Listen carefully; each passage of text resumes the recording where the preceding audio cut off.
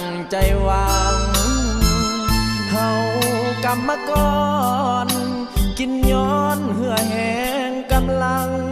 สร้างเสร็จมาแล้วหลายหลังตัวเองยังบ่มีเฮือนอยู่ต้องนอนเฮือนห่างก็สร้างที่ยังบ่แล้วกินข้าวกับแจวแก้หิวแล้วพอมีแห้งสู้หัวหน้าสั่งงานไผค้านไล่ออกโลดสู้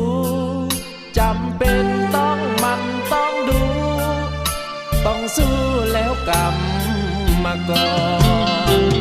เวียโอเวอร์ไทยเมื่อยล้าแต่ก็ได้ทำหูว่าค่าแห้งต่ำเก็บกรรมบ่เหลือแน่นอนค่าของสิแพงได้ค่าแห้งผ่อนคิดไปหัวใจเมื่อยอ่อนสอนชีวิตเจ้าของสตาต่ำต้อยเปลี่ยวพลอยและด้อยโอกาสบ่หวังบังอาจสามารถล่ำรวยเงินทอง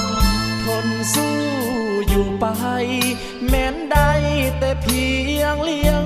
ท้องแต่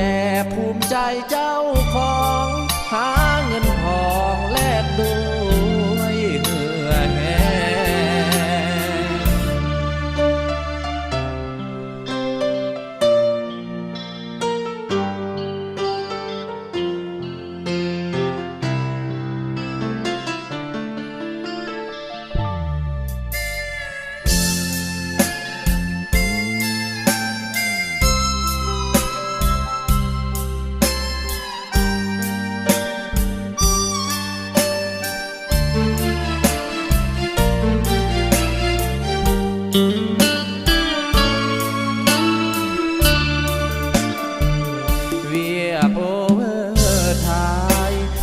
ล้ายแต่ก็ได้ทำหู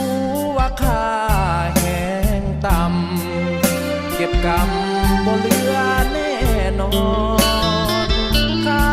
ของสิแพงได้ค่าแห้